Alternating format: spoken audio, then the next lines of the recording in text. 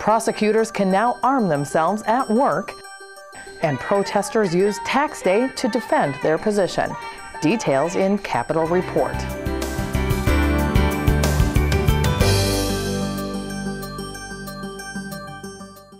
Hello everybody and welcome to this week's Capitol Report. I'm Julie Bartke.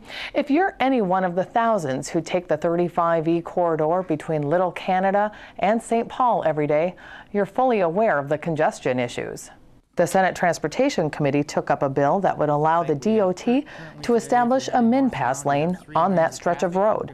MINPASS is designed for solo drivers to be able to use the HOV lane by paying an electronic toll.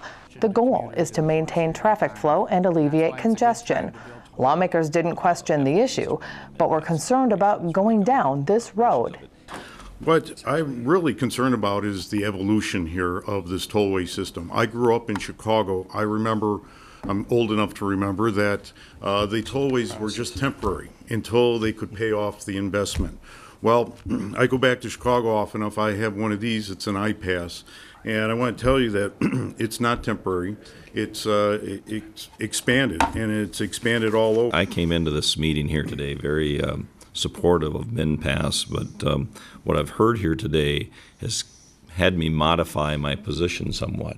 You know, I'm still very supportive of the HOV lanes, and I'm very supportive of that.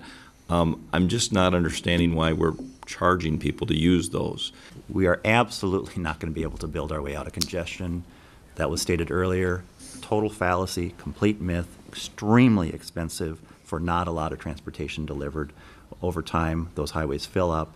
And if you don't believe me, I've said it before, go to Orange County, California, where the freeways cannot get any wider than they are today, and they are absolute parking lots.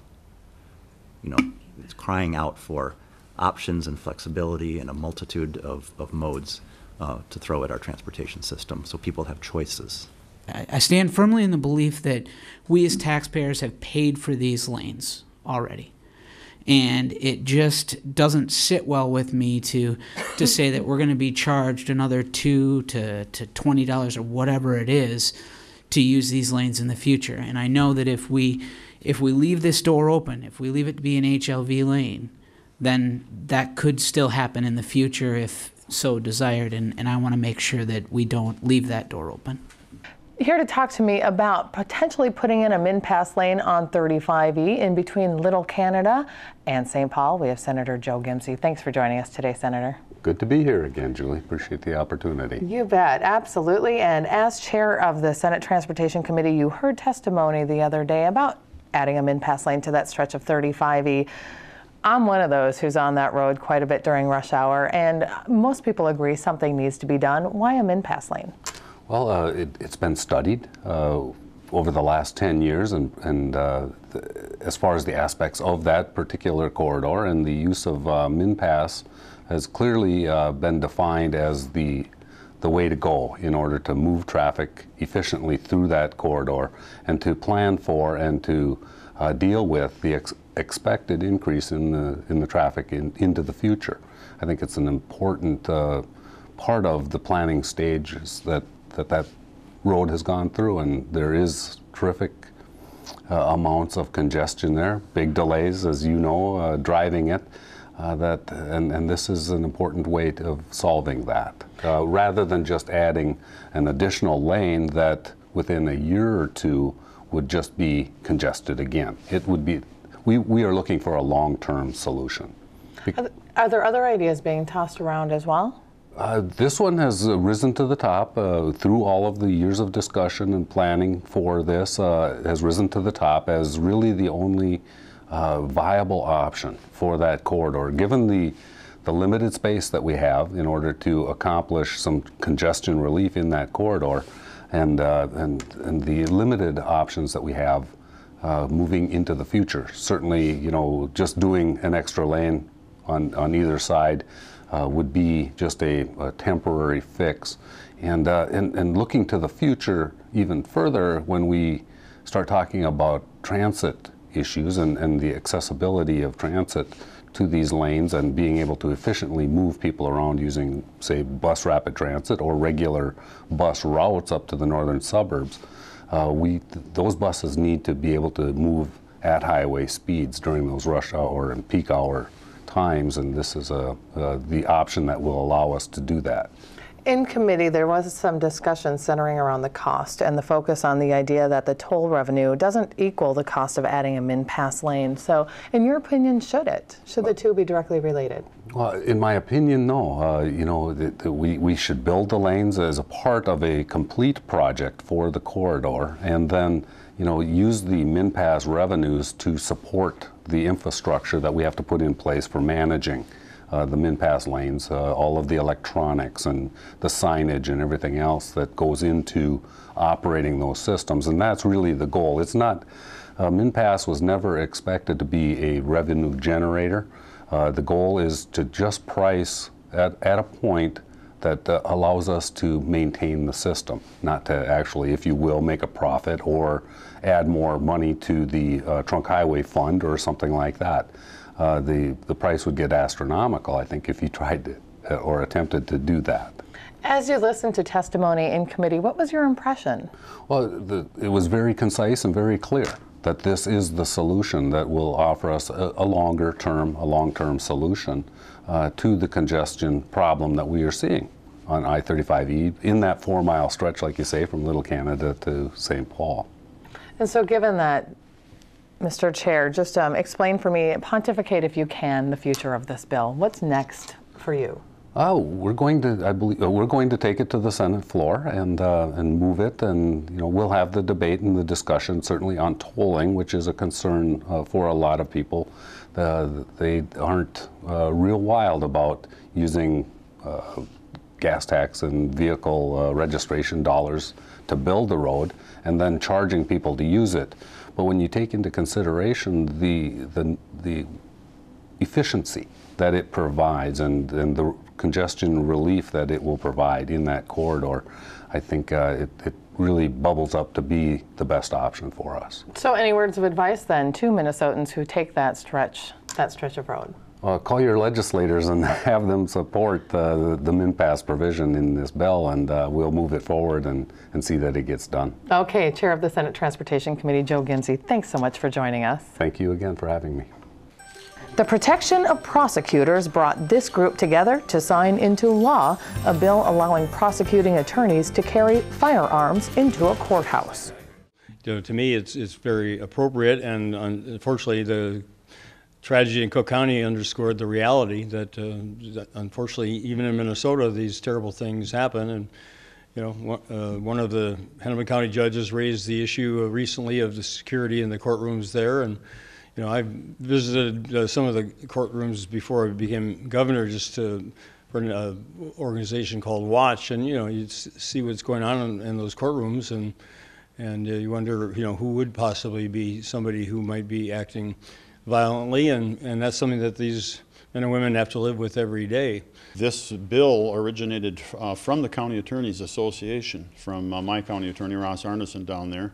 And it wasn't something I dreamed up myself. As you folks know, I'm kind of the gun bill person here at the Capitol, but this one came to me and saved me a lot of work. And actually, some people thought that it was a reaction to the unfortunate incident up north where the county attorney was shot. But actually, this was a number of days before this. It was almost prophetic by my county attorney, and he forwarded this bill to me and asked for some work on it. And during that time, that incident happened. Senator Bill Ingebretson carried the bill in the Senate that allows prosecutors to carry firearms in a courthouse. He's here now to discuss a little bit about the impact of this legislation. Thanks for joining us, Senator. Thank you for having me. It's safe to assume, of course, that this law aims to give an extra layer of protection to prosecutors. So in your opinion, it's signed, it's in law. Is it enough?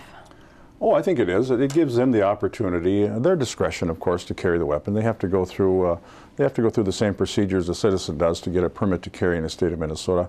But why this came forward is pretty straightforward and clear in my mind. That not only do law enforcement deal with folks who potentially are going to be locked up or could potentially be incarcerated for life, which is a very big decision. These are tough decisions that have to be made not only by law enforcement but also the prosecutor. The prosecutor is is, if you will, the last stop before the judgment on somebody's case, and that can be a very potentially dangerous position, making those types of decisions. And you know, case in point, up in Cook County this year in our own state, where a prosecutor was shot numerous times there.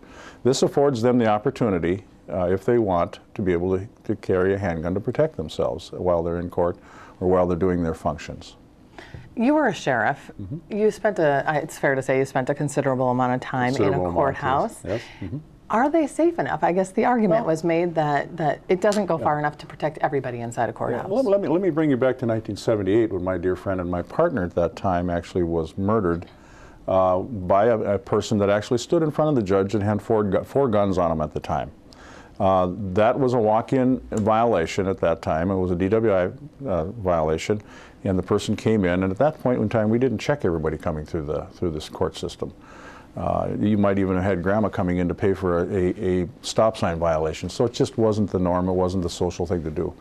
That just tells you that at any given time the public officials are in danger. Now they're secured a little bit better. However, not all courthouses, even to this day, still don't have, you know, metal detectors at the door. So somebody still could be walking in with a weapon, whether it be in their purse or on their body. So again, it affords them the opportunity. The judge still has the discretion, by the way, in this bill, as you know, to say no, there will be no guns in the courtroom, but that's going to be something that they have to make that decision, and the officers of the court, which a county attorney is, would have to abide by that. Okay. Excuse me, Senator. Let's shift gears entirely to another bill that you're carrying, the Game and Fish bill. Sure. Yeah. It was on the Senate floor early in the week, and as of this taping, it was laid on the table. Let's talk about some of the measures in it, first of all. Sure. We did talk to you a few weeks ago about the fee increases for hunting and fishing licenses. You had indicated you thought there was broad support for it.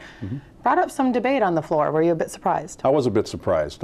This being a governor's initiative, obviously it's his DNR. He oversees the DNR. This bill was brought forward last year, as you recall, and I and my counterpart in the House said we would carry that bill the following year because of the $5.2 billion deficit. We didn't think it was, well, we're pretty sure that we wouldn't have had enough votes to pass it. Now with the economy coming back, the state in a little better financial state, and we're with our word, we said we would carry the bill. I didn't think it would be any partisan politics involved in this. It certainly ended up being that. It's really unfortunate. I don't think the hunting and fishing folks, I don't think you can decipher whether it's a Democrat or a Republican on a boat when you're fishing or hunting. So I thought this was one area we could actually, in general, have a lot of fun with the Game and Fish bill. It generally is, and it's very bipartisan, always has been. And it became very partisan on the floor yesterday. It was very obvious to me, and that's really unfortunate because the folks that want the fees increased come to us. 60 different groups in the state of Minnesota involved in memberships of 100,000, thousands of people came forward and want their fees increased. That doesn't happen too often in government. They don't come to ask for increases. They want that increase. It is a fee, it is not a tax, and it's really unfortunate it got stalled the way it did yesterday.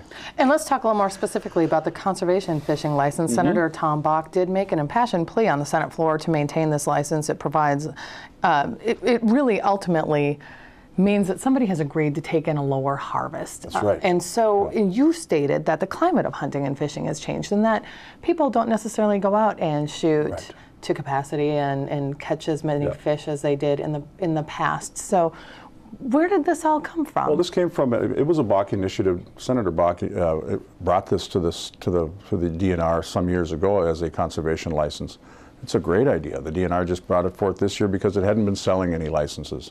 I had two different conversations with Senator Bach about that.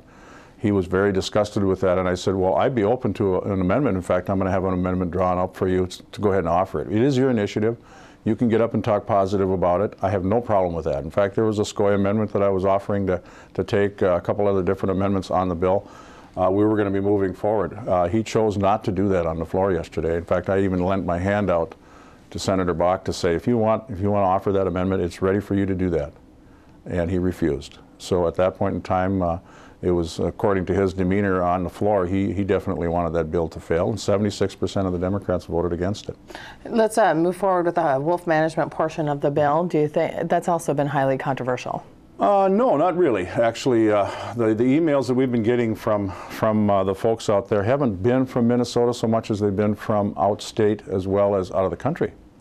So there's a large group of people out there, and I appreciate the fact that they love wolves. There's people that love bear. There's people that love white-tailed deer. The management of wild animals always comes into some discussion. There's no question about that. I mean, you look at a beautiful little fawn spotted deer. You know, you see that thing out in the wild. You think, boy, you know, it's a terrible thing to have to manage. But that's what the DNR's responsibility is to manage. And when they get to be too many animals, we have to harvest some animals. We have to manage it. The wolf management plan was put together 10 years ago with the idea, the possibility of the gray wolf or timber wolf, what's referred to, is coming off the D list. They would hit the road running. That didn't happen 2 to 3 different times. It was actually brought back with by court action back to the D list. It now has been delisted. The wolf management plan is ready to go, and the 5-year moratorium is where the contentious issue seems to be right now. Okay. And that was taken off last year on a 65-0 vote in the Senate. We're just about out of time, but Senator, what's next for this bill? You know, we're going to have some consultation with the governor and Senator Bach, and if they're serious about passing this game and fish bill, which I hope they are, because I think the citizens are asking for that, they're going to have to work in some negotiations with me to move forward. Otherwise, there's no sense in bringing it forward if it's going to fail. So. Okay, Senator Bill Ingebretson, thank you for your time. Thank you so much. It began as a bill to protect vulnerable adults, but on Wednesday, the governor signed into law a bill that protects the young and old. It makes intentional abuse and neglect of vulnerable adults a felony crime and includes a provision that toughens criminal penalties for parents who use restraints to abuse and harm a child. The very first section of law, our first section of the Constitution, that says the very reason government exists is the protection of its citizens. The protection of vulnerable adults is even more poignant when we consider the circumstances and sometimes the events that occur that really do question whether or not a vulnerable adult is in a safe position or not. I have the honor of carrying the parental child restraint bill in the House, and that story began about 1 year ago when a 5-year-old boy told a teacher about his nightly routine, which included putting on his pajamas and then having one of his parents chain him to his bed. His teacher listened and told the county social worker. The county social worker asked more questions, and she talked to the sheriff's department. The sheriff's detective took photos in order to document the story and showed his boss. The sheriff arrested the parents and informed the county attorney. The county attorney charged the parents with the harshest law possible and brought the case to court. The judges agreed this behavior was cruel and abusive and terminated the parents' rights. The local public servants in this story sought a different outcome for other children in similar situations. There are more than 156 groups that work on this area of vulnerable adults, and they really deserve a lot of credit, but there's a lot of work left to do. Training to make certain that these cases make it to the county attorney's office, training to family members so that they can recognize when these bad things are happening. The work begins today, and I look forward to continuing to work on this issue.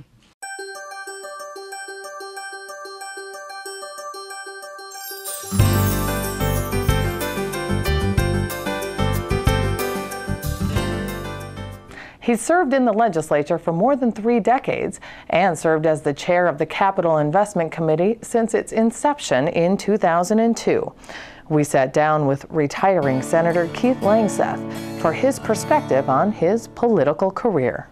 Senator Keith Langseth, thanks for joining us today. Oh, good to be here. Senator, you've been in the legislature for 36 years. You took office in the Senate in '81. Before that, you were in the House from 1975 to '79. If you can, try to encapsulate your time in the legislature. Well, that would take an awful long time. We have plenty of time. When I was first elected, I was elected in a district that was actually Republican, and then later the Senate was quite Republican. So I didn't think I was going to be here this long, but one election led to another election, and here we are. I was 36 years old when I came here, and now I'm 74. So it's been a long time. I really enjoyed it. It's in my blood. I'm going to miss it. but it's time to move on. How have the dynamics shifted in the time you were here? Well, it's right now it's far more partisan. We have people coming in now that their agenda is all that matters. It used to be everybody figured that when they went into session, in the end there would be compromise, and that is gone now. It's just get everything you can possibly get, and there's a much wider gap in philosophy between the two parties now than there was in the past. And you personally have a reputation as somebody who is a consensus builder. How have you used that throughout your career in the legislature and this session and last session in particular? Well, when I was chair of the bonding committee for 10 years, of course I had to put together a bonding bill for Minnesota, and that's what I did. I didn't just, load it up with Democratic districts and so on. I just looked at the state of Minnesota and put together a Minnesota bill, and that did give me a reputation, I think, as being rather nonpartisan and so on. And that helped me in other areas of the legislature as well. Have you been able to tap into that this session and last session? Well, the last session somewhat, yeah. I was involved with about 4 people with the bonding bill, but this year I really haven't been part of it, unfortunately, but we'll see. In the end, maybe I will be. And you brought up bonding, and the Capital Investment Committee was formed in 2002, and you were the chair from the beginning until last session. So you spoke a little bit about your approach to crafting a bill, but what was it like to essentially start a committee from scratch? Well, what they used to do, the Finance Committee used to put it together. It was much better to have a separate committee. We could go on these bonding tours, we'd go right on site, instead of just looking at a sheet of paper and trying to make priority decisions. We were able to see it right on site, and then when it came to putting it together, I could envision all of these things I had seen and tried to set the priorities. Generally, there was about 3 times as much request as we could come up with. So setting the priorities was very important. And do you think that the way you established setting of those priorities, the trickle-down effect has continued? Well, last year I thought the bonding bill was quite good for an off year and so on. So I thought that was pretty good. This year they really seem to have hit some snags, and I hope the end result is good, but right now it's not looking that good. Okay, well, let's move on from that. You do represent a rural area right around the Red River. You've been instrumental in helping fund flood mitigation programs. Any concern that this might be neglected when you retire? Well, I think we're kind of over the hump. We've wrapped up many of the projects for many of the cities, and we're getting close to wrapping up for the others. So I thought I could leave here, and even though the amount of money per year would probably be less in the future, that would be okay, because we could still be winding up a lot of the projects. So what are some of the issues that were near and dear to your heart? What do you consider some of your greatest successes in the legislature? Well, when I first became chair, I really dwelt a lot on higher education and the buildings and the campuses and so on. We had a lot of beautiful campuses, but there was, like the science laboratories were just horrible. They stunk, and the young people should never been allowed in there. And what we did is replaced a lot of those, and they were very expensive. And so that was what I was really dwelling on it quite a bit. And then this flood control thing came up. We had some very serious floods in the Red River Valley. And so I was able to concentrate on that quite a lot and get the money there as they needed it. What have been some of the greatest challenges you've experienced in this 30-plus years, and perhaps some of the disappointments? Well, as far as legislatively, I guess I wouldn't really know. Obviously, putting together the bonding bill was my biggest challenge, and I appeared to have been quite successful with it, because I would always get a bipartisan vote and get it through in pretty good shape. But as far as the legislature is concerned, I don't know. Each year brings a different challenge and so on. So I don't know if I could really pinpoint anything particularly. Okay, Senator, what's next? Well, my wife and I were married when we were 19. We've been married for 54 and a half years. And we're retiring about 10 years later than most people. We'll still be on the farm. We've got cattle. There's things to do. We plan on spending about 3 months a year in Arizona. My parents did that in their retirement, and my dad made 92, and my mother's now 96. So that Arizona in the winter and Minnesota in the summer really seemed to be a very healthy lifestyle. Not a bad plan. Any words of advice at this point for whomever your successor is? Well, my successor hopefully will be Kent Eakin, representative. He's been here for 10 years, so I don't know if he really needs advice. I think he knows the system so well and so on. And he and I have philosophies that are very much the same. He's a practical guy, and he's been very involved in the flood control as well. So I don't know if he really needs my advice. Okay, well, with that said, Senator, I'm going to close with the last question I typically ask everybody, and this is your chance to talk to your constituents. What would you like to say? Well, I guess I'd like to thank them for giving me 36 years here. It's not been an easy life, but it's been extremely interesting and quite rewarding, I think. So, no, I would just like to thank them for sending me here for as long as they have. And I'm walking out on my own. I didn't get defeated in an election, and I like that. So I've really enjoyed representing that part of the state. It's a very good part of the state. It's where I grew up. It's where my heart is, and I've been able to do certain things, and so I just thank them for sending me here to represent them. Senator, as always, it's been a pleasure. Thank you for coming on. We appreciate it. Thank you. Tax Day brought this group to the Capitol to protest the tax structure. The Coalition for a People's Bailout say taxing the rich is the responsible thing to do. We're here to tell them to support our tax bill, House File 2669 and Senate File 2256. This important legislation would increase the tax rates on the wealthy. For example, people who make more than $1 million per year would get taxed 10.85%. Yay! It also gets rid of corporate tax loopholes, including the sham foreign operating corporations. If a Minnesota company makes all their money here but they put a plaque on the wall in Bermuda or some tax haven, they don't pay a penny of Minnesota tax. That isn't right, and we have to end that. We're demanding that politicians and the rich pay their fair percent. It is not fair that the 99% has to balance the budget on the backs of poor and working class people, especially poor mothers, people of color, immigrants, disabled, etc. We are here to tell the politicians here that we are not going to take this line down. This is class warfare, and we're here to fight.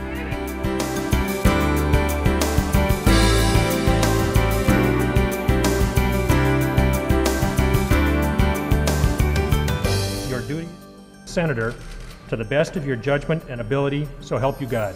I do.